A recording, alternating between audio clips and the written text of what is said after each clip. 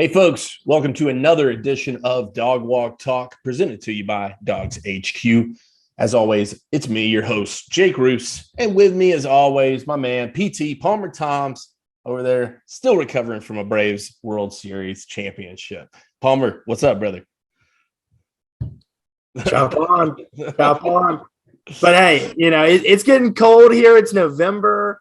I see you're wearing the flannel. I got the jacket on. If anyone from On3 Nationals listening, if anyone wants to sponsor us and get us some warm weather attire, man, some On3 swag would be pretty great. Hey, we're not even just accepting On3 swag. If you listen to this and you want to send us some winter coats, we are a couple of poppers who will gladly accept them. Palmer, a lot to get into in today's show for sure. Georgia with another matchup coming up this weekend, obviously. But let's start off with the newest news, I guess, in college football, which is the very first playoff ranking came out on Tuesday night. And Georgia, unsurprisingly, number one. I don't think anybody expected anything else other than that. Some interesting pieces behind them, certainly. Alabama at 2, Michigan State at 3, and then number 4, you got Oregon sitting right there, who's quite frankly, I think, just lapping the field out in the Big 12, man. I mean, by the time these other teams get it together out there, Oregon's going to be too far ahead. So, but I think that's an interesting starting 4, and let's call it what it is. I mean, there's a little bit of friendliness around all of this. Everybody knows each other. All 4 of those head coaches pretty familiar with each other. Mario Cristobal worked at Alabama for a little while. Mel Tucker did as well. Then he worked at Georgia. Kirby Smart was obviously at Alabama. Nick Saban's right there. So it's an old boys club up there. And obviously good news for Georgia, though. They come out number 1, like I said, as expected. I know you got some hot takes on this one. I know you've just been chomping at the bit to bust them out. Your feelings, I guess, on this initial ranking. Not too much to say, I don't think, about Georgia's spot, right? Well, first of all, you stole my fun fact there on all 4 of those head coaches being a part of that 2015 Alabama National Championship team. Obviously, Nick Saban as the head coach, Kirby Smart as the defensive coordinator, Mel Tucker as the DB's coach, and Mario Cristobal as the offensive line coach. You've also got Lane Kiffin was on that staff as the offensive coordinator. So my take on the playoffs is, like you said, there's not much you can say about Georgia at number 1. In fact, there's not much that was said about Georgia at number 1.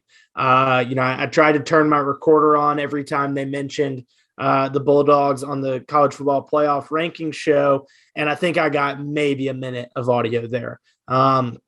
In the transcript from the committee chairman and in the afterward teleconference call, Georgia was mentioned twice, and both times it was Georgia's our number 1 team. You saw that. Georgia clear cut number 1, and that was about it. So there's not a ton of conversation about Georgia at number 1. I think the fact that they are a consensus national number 1 between the AP poll, the coaches poll, and now the college football playoff poll, there's nothing that Georgia has done to not be number 1. But the biggest thing about being number 1 is you've got to stay number 1. When asked about it last night, Kirby said to us, had us play a little bit of a guessing game. He said, hey, we've had this night 7 times before. You know how many of those teams have ended up, how many of those teams that were ranked number 1 ended up winning it all? Jake, do you know? I don't actually. I assume it's probably 0, though, if Kirby we guessed 0. It was 1. Was it Alabama? It was Alabama this past year. Right. And so, I think historically looking at it, the national champion, of the last 5 college football playoffs, the national champion has been either ranked 1 or 2 in the initial poll. But more often than not, they've come from that 2 spot. So if you're a Georgia fan, you're looking to break a little bit of history, and the history isn't necessarily on your side. It might be on your side to get there, but it's definitely not on your side to win it. And that, Kirby pointed that out, saying that his team's got to stay focused on, being, each and every week, getting the job done, that they can't be, content with being number one. Because like we said, we saw this from Georgia a couple of years ago. They were the number one team that first playoff poll in 2017, and they were only there for 2 weeks, beat South Carolina, but then they go out and get beat down by Auburn on the road. I don't necessarily see that happening next week at Tennessee, but, I think that there is a case to what Kirby was saying, in that Georgia has to stay focused on being number one. Now, after that, I do think that there's a lot that you can talk about with, 2 through 8, 2 through 10. I said it to a couple of my friends last night. I don't think that there are 10 teams worthy of being a top 10 team, which sounds like I'm an idiot saying that. Yeah, but I don't, probably have to discuss that after the show. But keep going. but just looking at it, and in the fact that, looking at what college football is this year, it's not necessarily down. There's certainly more parity than ever before, which I think fans love, but I don't think that you're seeing a bunch of teams that are, worthy of being in the playoff. You're not seeing, I don't think you're seeing the juggernauts that Alabama and Clemson have been prior. Ohio State too. Ohio State, sure. I mean, you're not seeing those teams that nobody at this point feels unbeatable. I think that's kind of been proven. I mean, if anybody does, it's probably Georgia, just given the way their schedule's played out, the way that they played people, and the margins in between those wins. But I think that, you're looking around and you're saying, well, Alabama's already lost one. It feels like this is truly, you hear that old adage every year of, anybody can beat anybody on any given week. This is probably in my 7-8 years covering this, that's probably more true this year than it has been in any of the previous. Absolutely. I mean, if you go down the line of these rankings, I kind of paired teams together in categories. You've got Georgia in that category of its own, undefeated, undisputed number one team in the country right now. But, Jake and I, Jake, we talked about this, a couple nights ago, saying that Georgia really hasn't played a ton of teams. Are they the number one team in the country right now? Absolutely. But would it come as a surprise to us if someone was to come from behind them and beat them? Not at all, because I think that there are talented teams behind them. That parity is there this year, where there's not necessarily a 2020 Alabama, a 2019 LSU, sure, a 2018 Clemson type team, one that's just going to blow everyone out of the water. I think looking at 2, 3, Alabama at 2, Michigan State at 3, you could probably make a case that either one of those teams could have been number 2 and either one could have been number 3. Sure. But and honestly, to me, number 2 and number 3 doesn't matter, because when it's all said and done, those two teams end up playing each other in the playoffs. They're not getting the home field advantage. They're playing each other. I think the only thing that would matter between 2 and 3 is what color jersey you wear in the bowl game and what locker room you're coming out of. Yep. It just doesn't matter. And so, who cares if you think Michigan State should have been the number 2 team in the country and that Alabama should have been number 3? I totally can understand that. I think Alabama probably has more quality wins, a quality win over a Mississippi State team that is ranked, a quality win over an Ole Miss team that is ranked. But they also have that loss on their resume, a quality loss, albeit, but you're looking at a Michigan State team that doesn't have any losses. Sure. And it's coming fresh off of a top 10 victory. And has a quality win. So if you wanted to put Michigan State number 2 and Alabama number 3, by all means, I'm fine with that. And let those two teams settle it out on the field. But I do think that Alabama and Michigan State should be, and they are ahead of Oregon, Ohio State, and Cincinnati, that kind of third group here. You've got Georgia in group 1. You've got Alabama and Michigan State in group 2. And then that group 3 is kind of that fringe spot of, are you in the playoffs? Are you not? I totally understand Oregon being ahead in, the top team in that third group, because they have a marquee win over Ohio State, a head-to-head win over Ohio State, who is, a team that they're going to be, put up against in some of these, tough decisions that are going to have to be made down the stretch. Their loss is probably their loss is worse than any of the other teams in that group because Cincinnati doesn't have one, and losing to Oregon is better than losing to Stanford.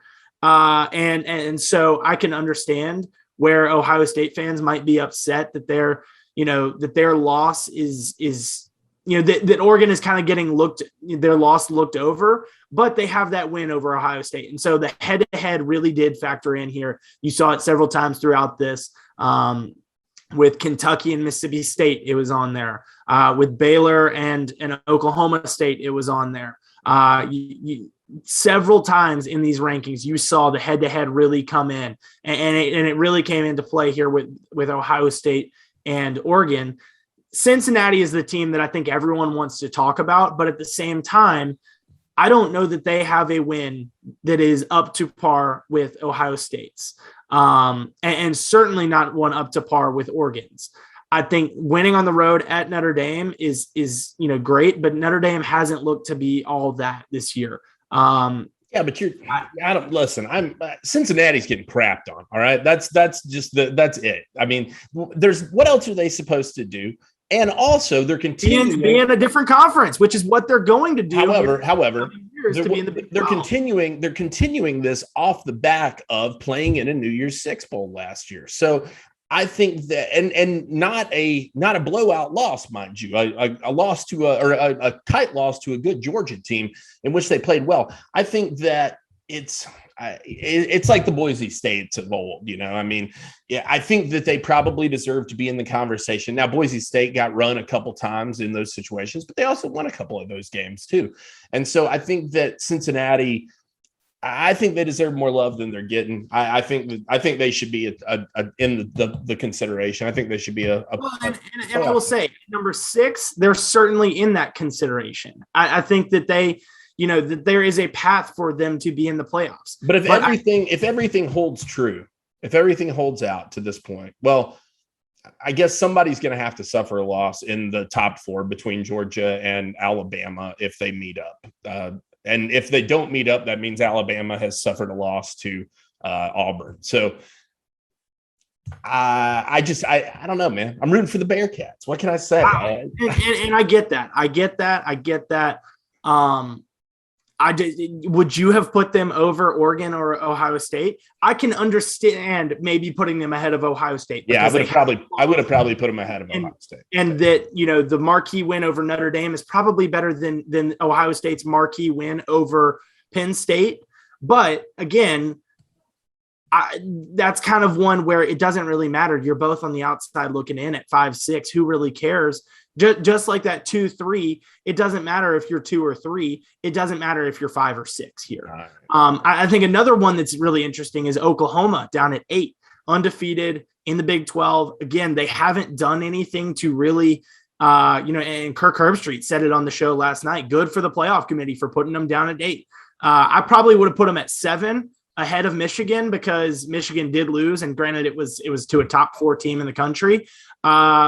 On the road too. But Oklahoma hasn't really done anything to be in that top 6, to be in that final picture. Anyone listening to this show probably knows what we're talking about, where they show the 4 teams in and the 2 teams out, that final picture. I don't think Oklahoma deserves to be in that right now, albeit they do have opportunities to win themselves in. If they win out, and that would include 3 ranked wins, a win over Oklahoma State, a win over Baylor, and a win over one of those 2 teams, in all likelihood, Oklahoma State, in a rematch of their regular season game in the Big 12 championship.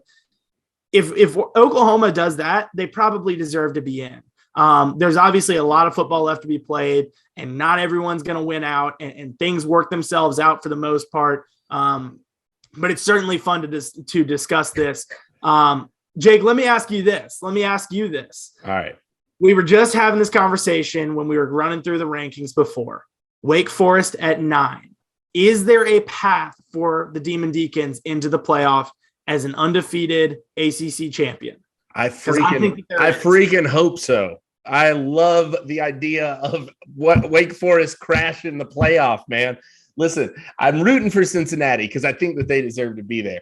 to me, Wake Forest is the feel-good story of the year when it comes to college football. I just love Wake Forest. I love the Demon Deacon. I love the colors. I love that they're a great academic school. And then you got Dave Clawson over here just doing his thing, man, just biding his time, waiting everybody out, letting Mike Norvell trip over his own feet, letting Dabo Swinney, choke it up a little bit this year. And Dave Clawson just waiting in the wings, waiting for the opportunity. And they're underdogs this weekend at UNC. Hey, look, whatever, man. I pray to God that we're getting. I want Wake Forest in the playoffs so bad, dude.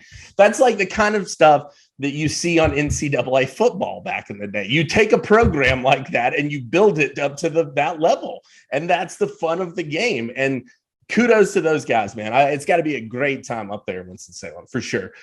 So the path for them and my friends have given me a hard time because I did not. It's utter chaos, is what it is. Yeah. But I didn't give anyone. Some of my friends were saying, "Oh, there's a path for Wake Forest. There's a path." I was like, "There's no path." They drew it out for me. I'll give him a shout out because he did it. Will Hooper certainly drew it up. It's got. Like I said, utter chaos here. It would have Auburn beating Alabama and then Georgia beating Auburn in the SEC championship game. It would have Ohio State winning out to give Michigan a second loss and Michigan State one loss. It would also have Michigan State losing another game likely to Penn State. There's Michigan State 2 losses. There's Michigan 2 losses.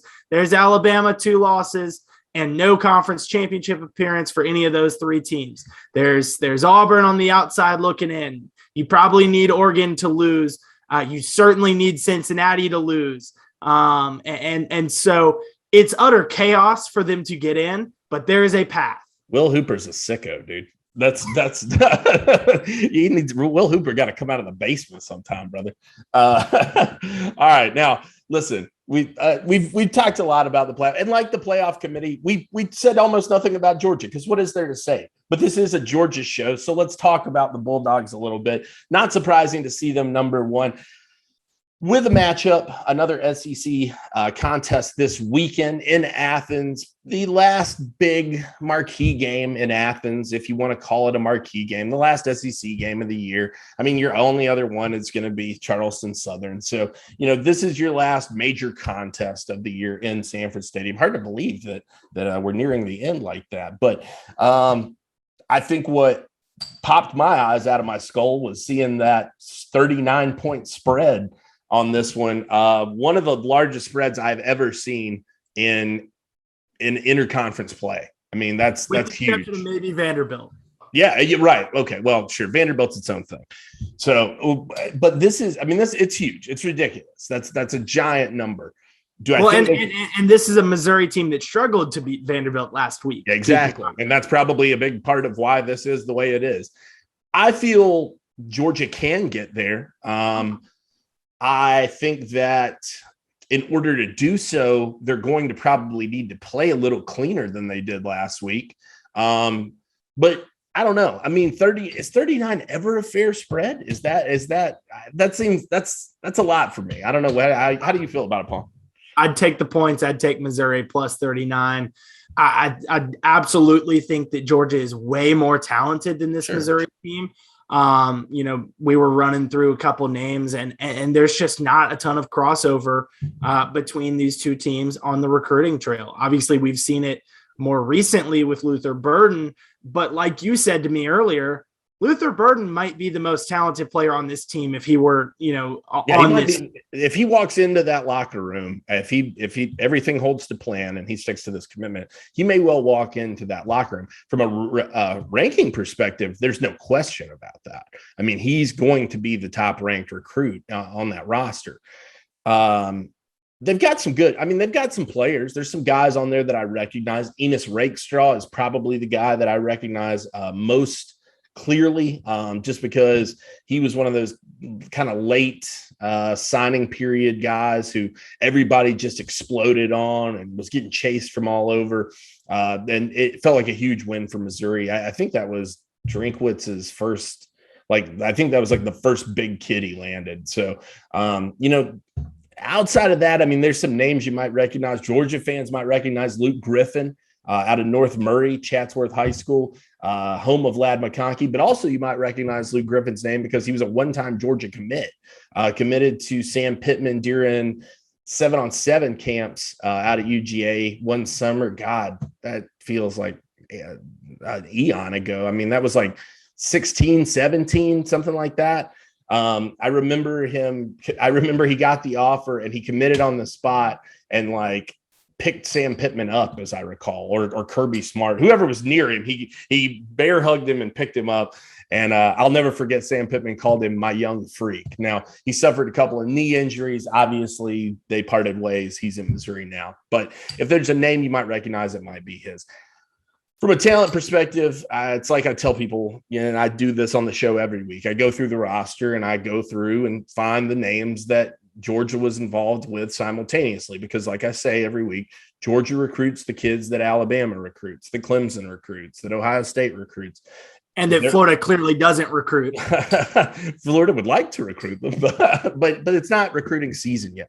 I think that we gotta stir that pot. That's all. Yeah. From a pure talent perspective, it's the differential is massive. There's no question about it. There's not much about this team that scares you when you're looking at it on paper. Beatty, maybe, being one of the top rushers in the nation, but that feels almost more out of necessity than anything. It feels like, hey, we got to do something. And so they turned to him and he's been able to get it done. And that's an admirable effort. But, I guess looking into this game and looking ahead to this weekend, since I don't think either of us really feel like there's a lot to talk about the Missouri team, who are you looking for from a Georgia perspective? Who are some guys that could use this week, could take a step forward this week? We've had different leading tacklers for Georgia every week. Is there a guy that can kind of step up there? Stetson Bennett, is this a good chance for redemption? I guess, what are you looking for out of the Dawgs this weekend, since it's a little hard to say what we're looking for out of the Tigers?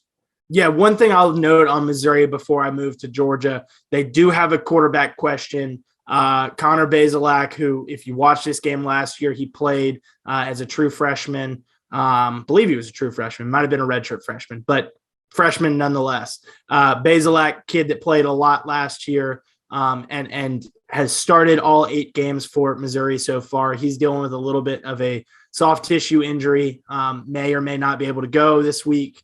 Outside of him, it is 2 freshmen for them, Tyler Macon, Brady Cook. They've completed combined attempted 9 passes this year, completed 8 of those. So impressive numbers so far, 2 touchdowns from them combined, but certainly not the experience. The 302 passing attempts, 206 completions, over 2,000 yards, 13 touchdowns that Basilak has, not to mention what he did last year in the time that he was on the field.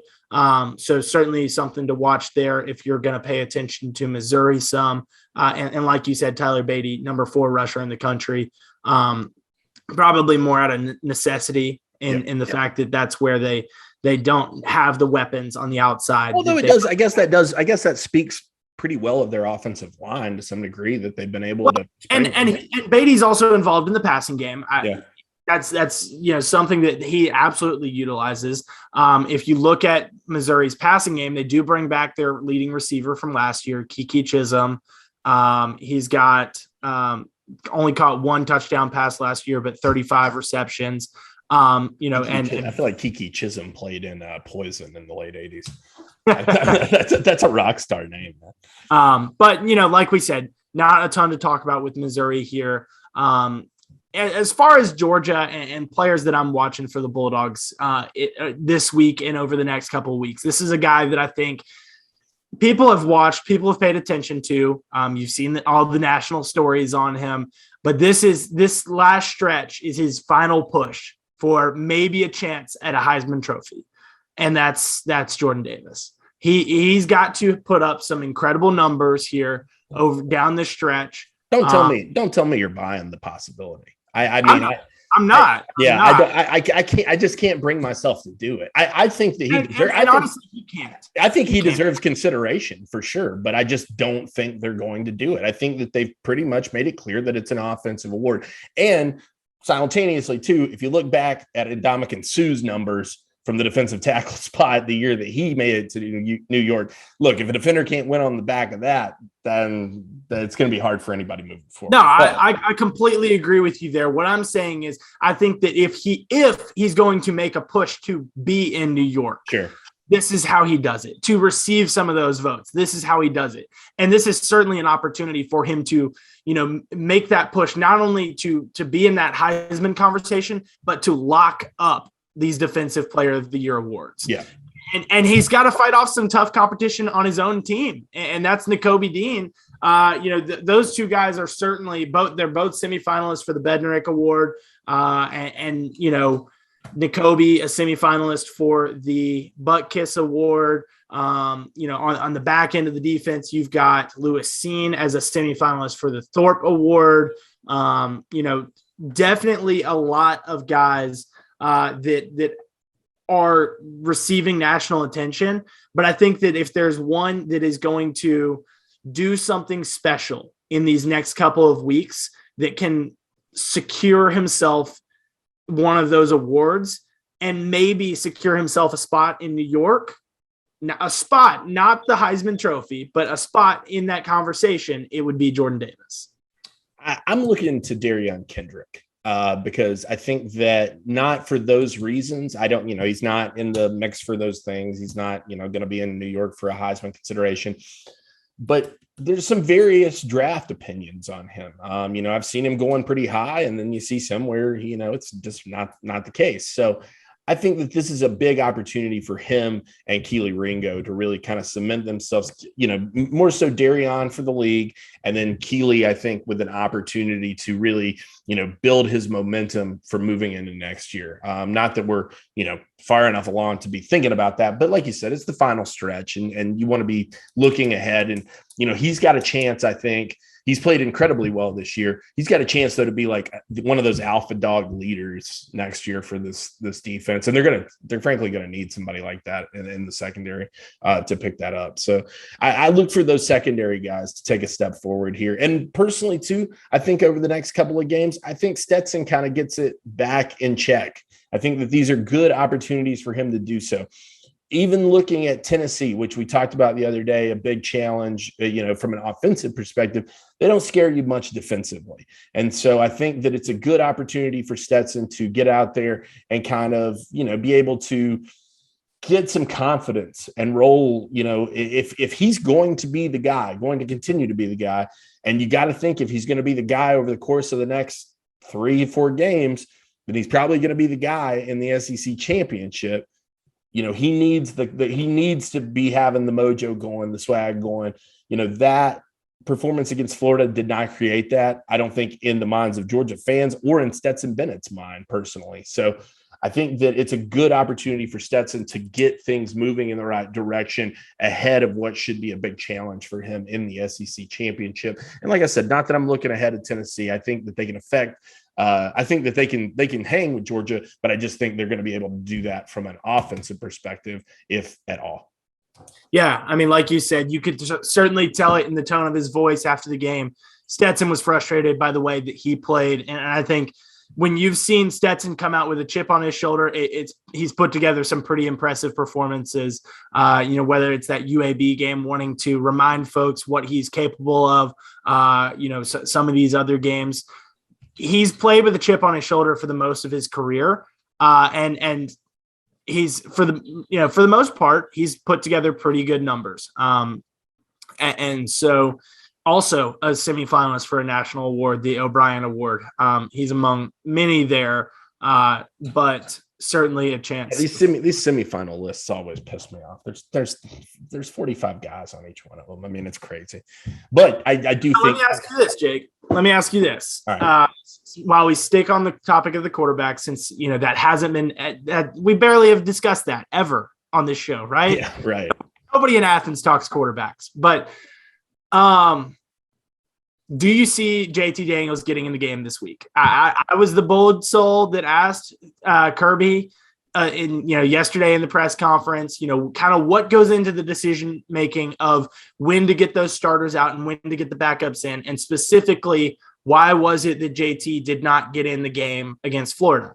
And he didn't really give, he gave a good answer. It wasn't a great answer.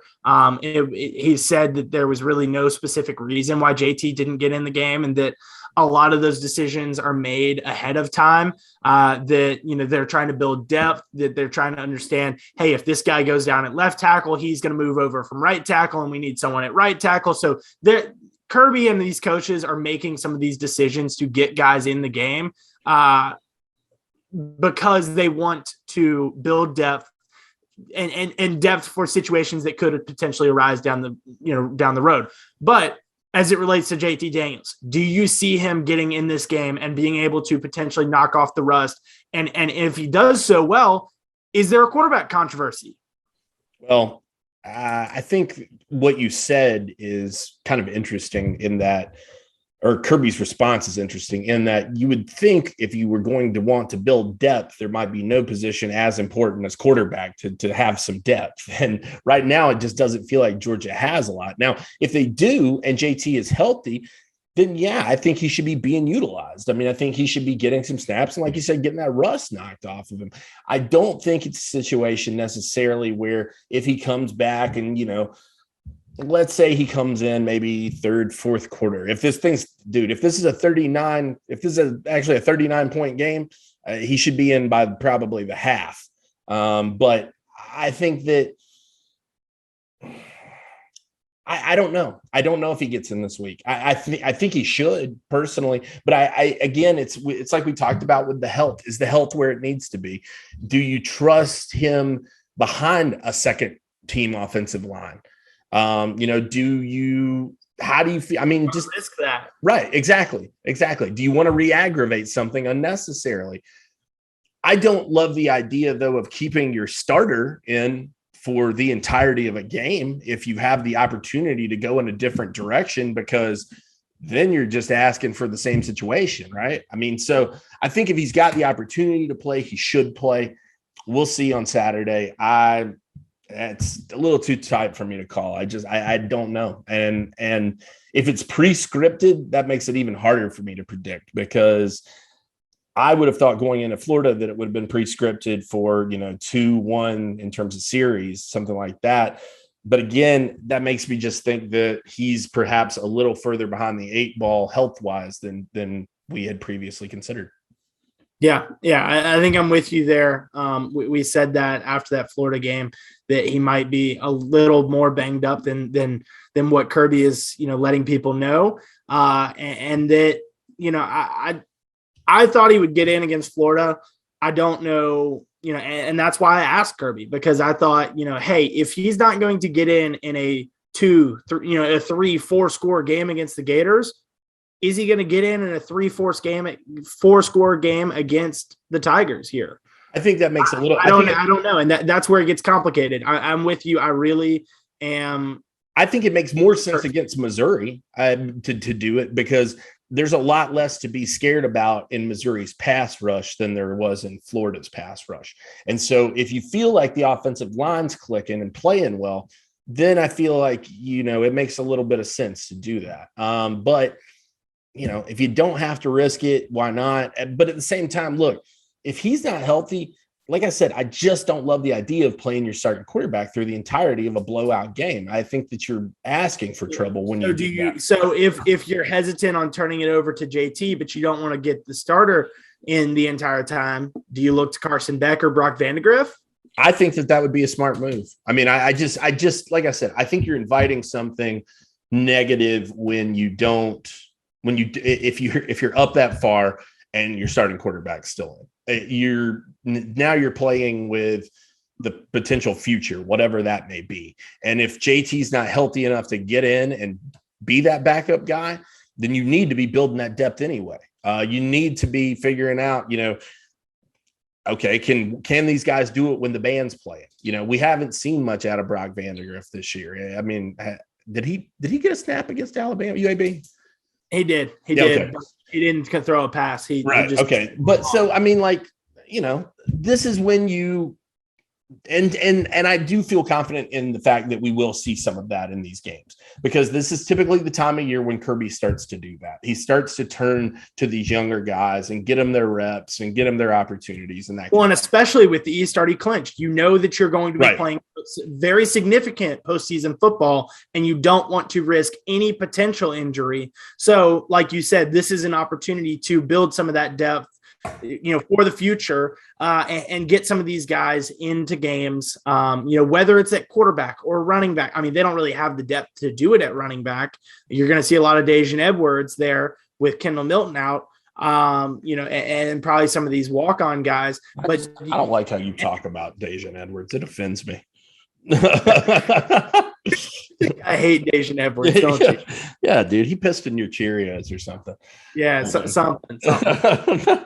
In terms of, on down the line, not just offensively, defensively too, maybe even more so on defense. Yeah. You've got with how much they rotate anyway, you might have an opportunity to play some of those guys and then keep them in there and let them play a little bit more and let them mess up and let them learn from those mistakes. Because mistakes now aren't going to be as costly as mistakes later in the season. Yep. If they get asked to play in an SEC championship game. I mean, I think back to that 2018 SEC championship game when Brenton Cox was asked to step up and with DeAndre Walker going down, Brenton Cox had to be that guy. He had gotten reps all throughout the season. Yeah, I'm sorry. I'm just remembering the fake punt. That was I laugh every time. It's worth laughing at. It was hilarious. Yeah. So a lot to unpack there with the quarterback situation and with the ability to maybe potentially get some of these guys in this game, in future games against Charleston Southern, maybe Tech. Certainly opportunities to play some of these guys that are deeper down on the depth chart. Well, speaking of deeper down on the depth chart, we're going to go back to the site and get some writing done about the depth chart and all things else Dawgs over there at DawgsHQ. I think that's it, right? Quick prediction here, Jake. Does Georgia cover 39? I'm going to say yes. I'm going to say no. Georgia's been quite good against the spread this year. I think only one, right? They've only missed one, and that was just barely. It's one or two. It's one or two. So I don't think that they covered against Kentucky. No, that was the one I was thinking of. They also didn't cover against South Carolina. I'm fairly certain. Oh, wow.